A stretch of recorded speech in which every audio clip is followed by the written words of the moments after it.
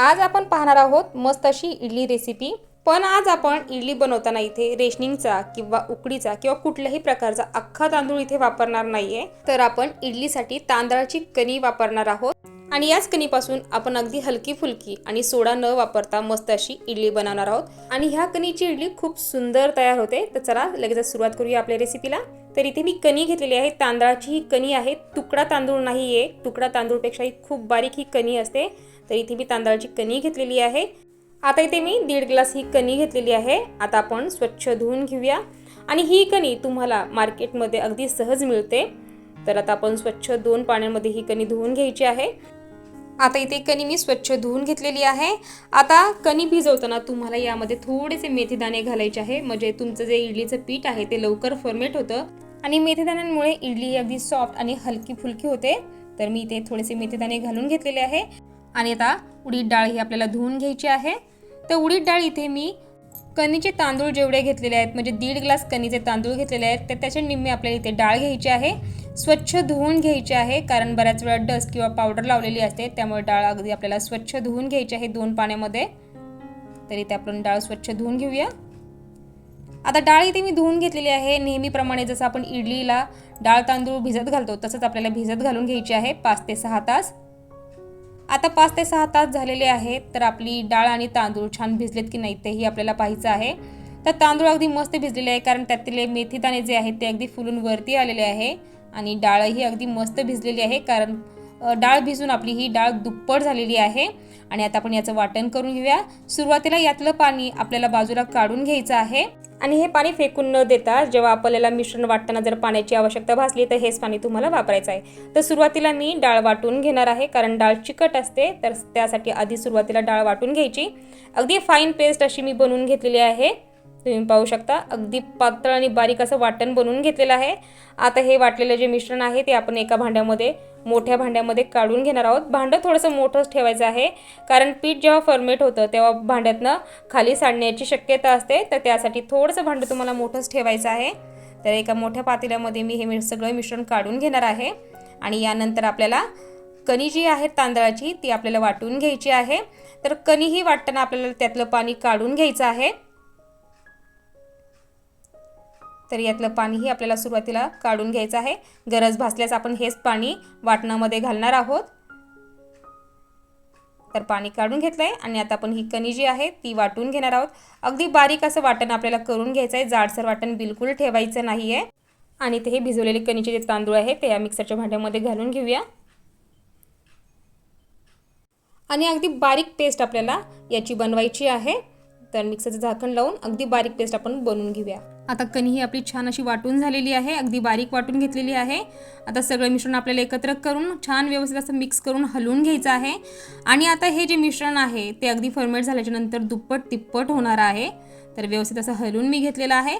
आता यावरती आपल्याला ठेवायचं आहे झाकण। तर आपण इथे अजून एक ट्रिक वापरणार आहोत पीठ अगदी चांगलं फर्मेट होण्यासाठी।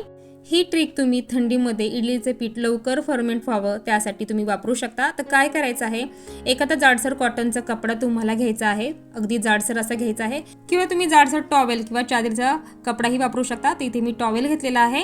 आता या टॉवेलच्या घडीवरती तुम्हाला आपण जे बॅटर तयार केलेलं आहे इडलीचं ते भांडं असंच्या असं तुम्हाला ठेवायचं आहे या पद्धतीने। आणि आता हा टॉवेल तुम्हाला या भांड्याच्या चारी बाजूने गुंडाळून घ्यायचा आहे, म्हणजे हे भांडं पूर्ण तुम्हाला या टॉवेलने झाकून घ्यायचं आहे, म्हणजे या भांड्याला अजिबात गार हवा लागणार नाही आणि ऊब निर्माण होईल आणि आपलं पीठही लवकर फर्मेट होईल। तर हा पूर्ण टॉवेल मी ह्या भांड्याला गुंडाळून घेतलेला आहे आणि असंच आपल्याला हे रात्रभर ठेवायचं आहे। इडलीचे पीठ आंबवण्याची किंवा फर्मेट करण्याची ही अगदी सोपी पद्धत आहे। तर इथे आता आपण हे पूर्ण रात्रभर असंच ठेवलं होतं। तर आता हे पीठ आपलं फर्मेंट झालं की नाही ते आता आपल्याला पाहायचं आहे। तर तुम्ही पाहू शकता पीठ अगदी आपलं दुप्पट तिप्पट फुललेलं आहे, अगदी मस्त पीठ हे फर्मेंट झालेलं आहे। इडलीचं पीठ आंबवण्याची किंवा फर्मेट करण्याची अगदी सोपी पद्धत ही आहे।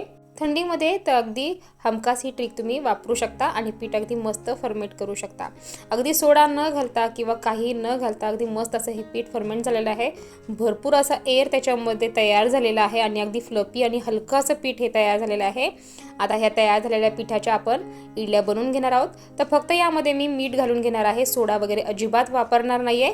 तर थोडं चवीपुरतं आपल्याला ह्यामध्ये घालून घ्यायचं आहे मीठ। आणि आता आपण हलकंसं ढवळून घ्यायचं आहे. फार आपल्याला जोरजोरात किंवा जास्त हलवून घ्यायचं नाही आहे, कारण यातला एअर आपल्याला अजिबात घालवायचा नाही आहे. तर अगदी हलक्या हाताने आपल्याला हे मीठ एकत्र करून घ्यायचं आहे. आता या तयार झालेल्या पिठाच्या आपण लगेचच इडलीही बनवून घेणार आहोत. तर इडली बनवण्यासाठी सगळ्यात आधी भांड्याला आपल्याला थोडंसं तेल लावून घ्यायचं आहे, म्हणजे जी आपली इडली आहे ती भांड्याला चिकटणार नाही. तर अगदी हलकं हलकं तेल आपल्याला व्यवस्थित असं ग्रीस करून घ्यायचं आहे. आणि ग्रीस केल्यानंतर यामध्ये आपल्याला हे जे इडलीचं बॅटर आहे ते घालून घ्यायचं आहे. भरपूर असं बॅटर घालायचं नाही, अगदी चमचाभरच आपल्याला ह्यामध्ये इडलीचं जे पीठ आहे ते घालून घ्यायचं आहे, कारण इडली फुगण्यासाठीही आपल्याला यामध्ये थोडीशी जागा ठेवायची आहे. त्यामुळे अगदी चमचाभरच यामध्ये मिश्रण आपण घालून घेणार आहोत. आणि याच पद्धतीने आपल्याला दुसऱ्याही भांड्यामध्ये हे इडलीचं जे मिश्रण आहे, जे पीठ आहे ते घालून घ्यायचं आहे.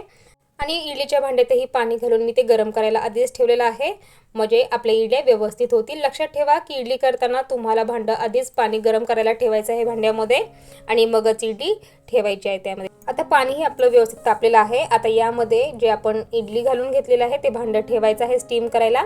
आणि अगदी 10 ते 15 मिनटं आपल्याला हाय फ्लेमवरती ह्या इडल्या स्टीम करून घ्यायच्या आहेत किंवा वाफवून घ्यायच्या आहेत.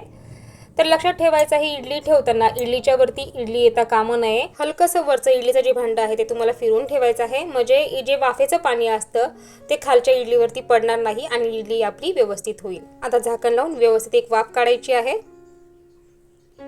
आता इथे 10 ते 15 मिनटं झालेली आहे आणि आता आपली इडली झाली की नाही ते पाहायची आहे. तर आता आपण सुरी लावून पाहणार आहोत. सुरी जर क्लीन आली तर समजायची आहे की आपली इडली अगदी मस्त झालेली आहे. आणि तुम्ही पाहू शकता सुरीला अजिबात इडलीचं पीठ लागलेलं नाही आहे. ती इडली आपली अगदी परफेक्ट झालेली आहे. आता भांड्यातून आपल्याला इडली काढून घ्यायची आहे आणि हलकीशी थंड झाल्याच्या नंतर तुम्हाला ही इडली ह्या इडली पात्रातून बाहेर काढायची आहे. जास्त थंडही होऊन देऊ नका, नाहीतर बऱ्याच वेळा काय होतं की जास्त थंड झाल्याच्या नंतर इडलीच्या ज्या कडा आहेत त्या भांड्याला चिकटून राहतात, त्यामुळे इडली चिरटली जाते.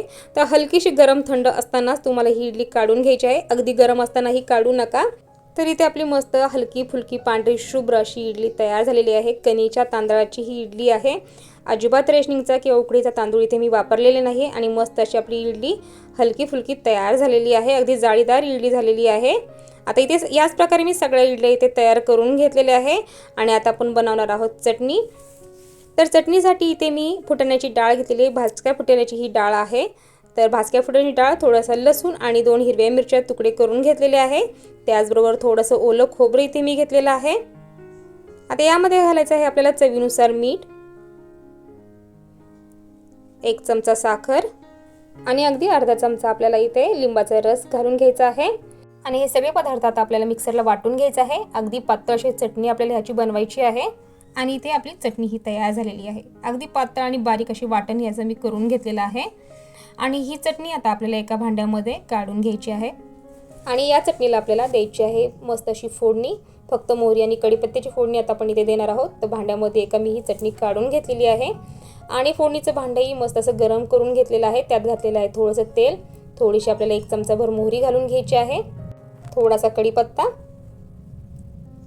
आणि आता ही गरम गरम फोडणी आपल्याला या चटणीवरती घालून घ्यायची आहे.